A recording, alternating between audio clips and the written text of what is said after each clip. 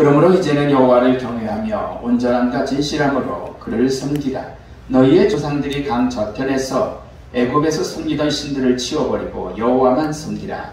만일 여호와를 섬기는 것이 너희에게 좋지 않게 보이거든 너희 조상들이 강 저쪽에서 섬기는 신들이든지 또는 너희가 거주하는 땅에 있는 아모리 족속의 신들이든지 너희가 섬길 자를 오늘 택하라. 오직 나와 내 지존 여호와를 섬기리라 하니. 백성이 대답하여 이르되 우리가 결단코 여호와를 버리고 다른 신들을 섬기기를 하지 아니하오리니. 이는 미안한 여호와께서 신이 너와 우리 조상들을 인도하여 애굽 땅 전지에서 올라오게 하시고 우리 목전에서 그 조상들을 하시고 우리가 행한 모든 일과 우리가 지난 모든 백성들 중에서 우리를 구원하시고. 함께 있습니다. 여호와께서 또 모든 백성들과 이 땅에 거주하던 아모리 족속을 우리 앞에서 쫓아내셨습니다. 그러므로 우리도 여호와를 섬기리니 그는 우리 하나님이시니이다 하니라. 아멘.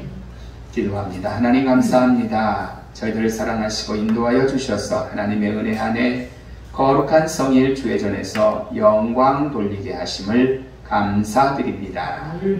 이 시간 또한 말씀을 나누는 시간입니다. 은혜 충만케 하시고 사악한 마귀 틈타지 못하도록 주장하여 주셔서 우리의 육신이 우리의 영이 온전히 주께 향하게 하여 주옵소서. 예수님의 이름으로 기도드렸사옵나이다. 아멘. 할렐루야. 아멘. 주님의 은혜가 여러분들 가운데 넘치시기를 축원합니다. 아멘. 오늘 본문의 말씀 보면서 하나님만 섬기라 라는 제목으로 잠시 은혜를 좀 나누고자 해요. 우리 교회에 지금 두 가정에서 권사님 두 분이 1000번제를 드리고 계십니다. 1000번제는 어디서 유래가 됐어요? 솔로몬이 제사를 지낼 때 하나님 앞에 예배를 드리는 거죠. 그전엔 제사라고 표현을 했던 거예요.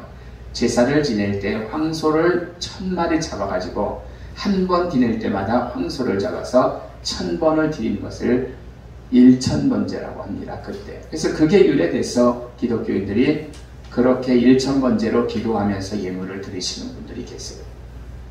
근데 솔로몬이 1000번제 어느 날인가는 마치잖아요. 끝나는 거죠. 그죠? 365일이면은 3년 정도 하면은 거의 끝나게 되겠죠. 그래서 마치자마자 하나님이 이제 그에게 나타나셔서 말씀하네요. 야, 솔로몬아, 너 기특하게 하나님 앞에 1000번째 예물 드렸는데 너 원하는 게 뭐냐? 라고 물어보셨어요. 이때 솔로몬은 다른 어떤 거를 원하지 않았어요. 하나님, 다가와서 물으시는데도 나에게 지혜를 주십시오. 할렐루야. 돈 주세요. 명예 주세요. 왕이니까 이 인근 세계를 정복하는 대단한 왕, 미국 대통령 같은 그런 사람이 되게 해주세요 라고 요구하지 않고 단지 지혜를 주세요 라고 얘기합니다. 이에 하나님은 역대상 1장 11절에 이런 마음에서 내게 있어서 네가 가만히 보니까 진짜 돈이나 재물이나 명예나 장수나 이런 거 구하지 않고 하나님 안에서 잘 치리하고 하나님 앞에서 바르게 정치하기 위해서 지혜와 지식을 구하니 내가 너에게 그러한 것을 주도록 하겠다라고 솔로몬에게 감동돼서 칭찬을 하면서 지혜와 지식을 주죠. 솔로몬은 그 수많은 세상의 좋은 것들을 다 뒤로하고 하나님을 선택한 거예요. 어떻게 보면요. 하나님의 이름이 영광되게 날 것, 그러기 위해서 지혜와 지식을 구한 거죠. 제가 한 가지 여러분들 고백을 좀 해보겠습니다. 제가 학위는 박사학위를 가지고 있잖아요. 기분 좋아요. 우쭐댈 때가 사실 있습니다. 그래서 여러분들이 용서하고 들으시는데 석사를 마치고 더 힘들지만 학문을 해서 박사학위를 했죠. 대학에서 강의를 한 지가 오늘 이제 10년이 조금 넘더라고요. 이번 학기부터는 우리 한국에서 어떻게 보면 신학교의 아주 가장 명예로운 그런 학교, 예? 탑 같은 그런 학교인 우리 감리교 신학대학에 출강을 하게 됐습니다. 사실 내 개인의 일이지만 굉장히 자랑스럽거든요. 그런 학교에, 명문학교에 출강을 한다는 게요. 하지만 제가 가진 이런 학문을 포함해서 돈을 많이 가진 것, 명예를 많이 가진 것, 학식을 가진 것, 이런 거에 대해서 사도 바울은 어떻게 여겼어요? 전 목사지만 박사학위 하나 가지고 웬만한 괜찮은 대학교, 명문학교에 출강을 하는 게 자랑스러웠지만 바울은 그런 것들을 배설물로 여겼단 말이에요. 하나님을 알고 못해요. 오직 하나님만 선택하고 하나님만 바라본 그러한 바울의 모습을 우리가 볼 수가 있죠. 사람은 여러분 두 주인을 섬길 수 없어요. 우리나라는 일부 1처제이기 때문에 아무리 선택하기 힘든 멋진 배우자감이나 해도 두 명하고 살 수는 없는 거예요. 선택해야 됩니다. 마찬가지로 우리 하나님과 세상의 부귀영화를 같이 섬길 수 없는 줄로 믿습니다. 내가 좋은 것, 돈, 명예, 권력 이런 것 따라가면서 그거하고 하나님하고는 절대로 같이 못 섬기는 거예요. 우리가 하나님을 빛으로 여기고 주인으로 인정하면 우리는 그 다음부터는 명예나 어떤 재물을 구할 수가 없는 거예요. 왜? 하나님이 최고이기 때문에 그분을 선택하지 세상에 그런 것들을 따르지 않거든요. 구하지 않거든요. 오직 하나님만 바라보고 여러분 그분의 뜻을 이루기 위해서 우리는 그냥 필요한 것만 구하는 거예요. 하나님의 영광을 위해서 하나님 이거 주십시오. 하나님 영광을 위해서 내가 이렇게 되기를 원합니다라고 구하는 거죠. 그렇게 솔로몬이 지혜와 지식을 구한 거죠. 사랑하는 성도 여러분, 하나님을 온전히 주인으로 삼는 사람은 재물과 명예 어떤 것을 바라지 않는 줄로 믿습니다. 싸구려 신앙으로 살아가니까 양다리 걸치는 거예요. 그리고 하나님만 바라지를 않는 거죠. 하나님을 온전히 주인으로 삼는 사람은 재물과 명예, 세상의 어떤 것 바라지 않는다니까요. 여러분, 오늘 본문에 이제 여호수아가 등장을 합니다. 가나안을 정복했어요. 그리고 이스라엘의 모든 지파를 다 모았습니다. 다 이쪽으로 와. 제일 어른이니까 왕 같은 존재니까요. 여호수아라. 하나님께 재계약 갱신을 하기 위해서 12지파를 다 모이게 한 거죠. 오늘 본문이. 그는 강력히 말합니다. 하나님을 번영히 섬겨라 라고. 너희들의 조상들이 섬기던 신들은 다 치워버려라 라고 명령을 합니다. 나와 내 집은 여호와를 섬기겠노라 라고 얘기를 하죠. 그러면서 너희들이 하나님 섬기기 싫으면 니들이 그럼 믿고 싶은 거 다 믿어봐 라고 얘기를 하죠. 연애도 양다리 나쁜 사람들입니다. 그러게 하나님과 세상을 양다리 하는 것 역시 아주 아니라는 거죠. 분명히 하나를 선택해야 할 줄로 믿습니다. 사도 바울도 회심 후 자기의 모든 것을 배설물로 여기면서 이스라엘 사람들에게 강력히 말했잖아요. 뭐라고요? 마귀와 적당히 타협하면서 복음을 전할 길은 없다. 마귀와 타협하면서 하나님 앞에 온전히 서서 말씀 전할 일은 있을 수가 없다는 거죠. 마귀를 따르거나 하나님을 따르거나 둘 중 하나를 선택해야 됨을 사도 바울은 말을 하는 거죠.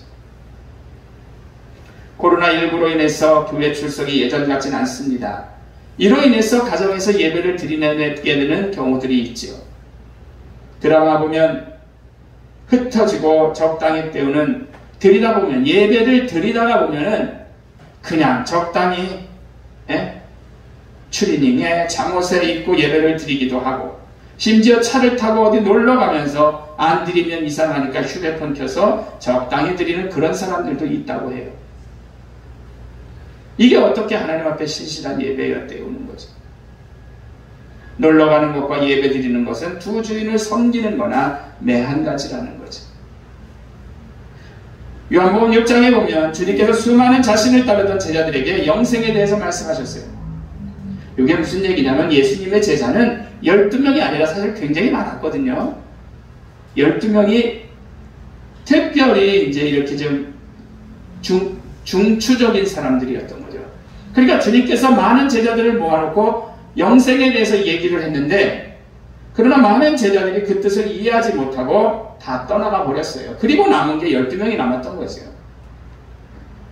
주님이 이들에게 물으셨습니다. 너희들도 갈 거냐? 니들 갈 거야? 그러나 그들은 떠나지 않았어요. 생명의 말씀이 주님께 있음을 확신하였기 때문에 주님을 선택하였는 줄로 믿습니다.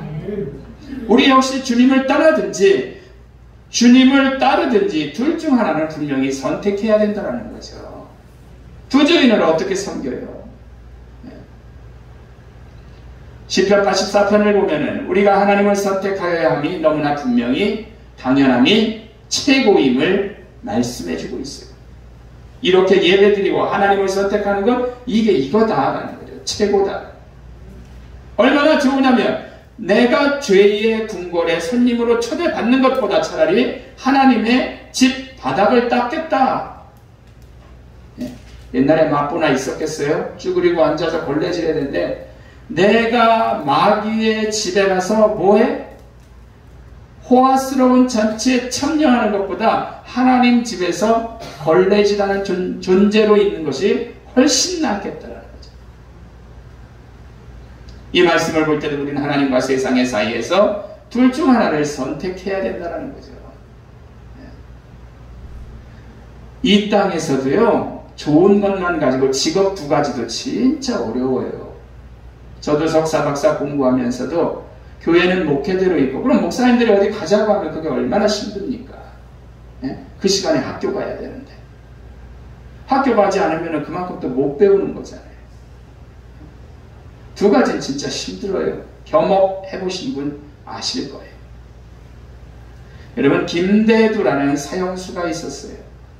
들으셔서 아시는지 모르겠는데 1975년 경기도 송탄에서 일가족 4명을 살해했죠. 그리고 2달 동안 전남과 경기 그리고 서울에서 17명을 살해했어요.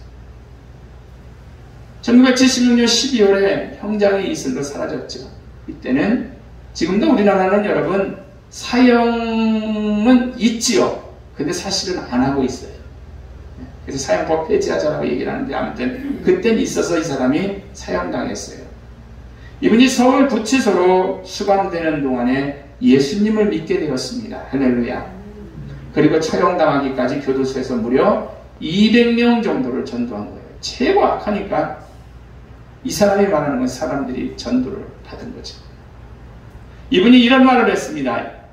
이건 제가 공연히 하는 말이 아니라 솔직히 저의 심정입니다. 누가 저에게 어느 큰 회사 사장 자리를 줄 테니 예수님을 버리고 오라 하면 저는 확실하게 아니라고 대답할 것입니다. 사형의 날을 기다리며 예수님과 영원히 함께하는 기쁨을 기대하는 지금이 내게는 더욱 행복합니다. 라고 얘기를 했대요. 사장 자리보다 예수님 쪽으로 따라가는 게 낫다라는 거죠.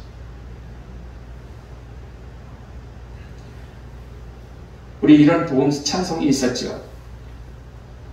나의 마음속에 온전히 주님만 모셔놓고 정성을 다하여 주만 섬기리. 기쁘나 슬프나 오직 한만 주님 위에 한평생 주님만 모시고 찬송하며 살리라.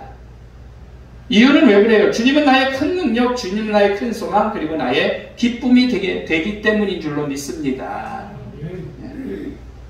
몇 개월 후에 우리나라는 200일가 남았다 그러더라고요. 200일 정도 남은 것 같은데 우리나라의 최고의 정치가인 대통령을 뽑습니다. 여러분들께는 정말 하나님을 두려워할 줄 아는 귀한 사람이 당선되기를 위해서 기도해 주시기를 바랍니다.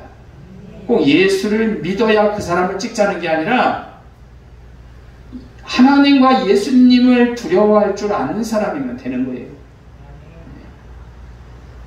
이 선거를 위해서 여야가 엄청 공격하고 싸웁니다. 참 재미있는 거는 나 말고 남은 다 틀렸고 자기는만 맞대요. 이러한 시점에 국회의원들은 어느 줄에 서야 할지를 지금 갈팡질 다 앉아 있는 거예요. 네? 참 불쌍해요. 그런 거 보면. 그래서 어느 줄에 설전지 그 줄 선 사람은 앞길이 훤하겠지만 나머지 꽝을 선택한 사람들은 앞날이 암담할 거예요. 그죠? 제대로 잡아서 줄 선 사람은 좋죠. 올라가겠죠. 청와대도 들어가고 장관도 되고. 그러나 나머지는 다 꽝이죠. 인간사에도 이처럼 선택이라는 것은 중요해요. 좋은 걸, 바른 거를 선택해야 된다는 거죠. 결론적으로 말씀을 드립니다. 세상을 살면서도 늘 선택의 기록에 서 있는데 항상 온전한 줄을 여러분들이 선택하시기를 축원합니다. 그리고 무엇보다도 하나님만 선택하시기를 더욱 축원합니다. 이에 하나님 선택하려 할 때 마귀의 유혹은 모양이라도 버리시길 바라요. 그리고 여호수아처럼 확실하게 나는 세상에 좋은 것들이 많아도 하나님만 섬기겠노라. 할렐루야. 이런 온전한 각오를 실천하시는 여러분들 되시기를 주의 이름으로 축원합니다. 기도합니다.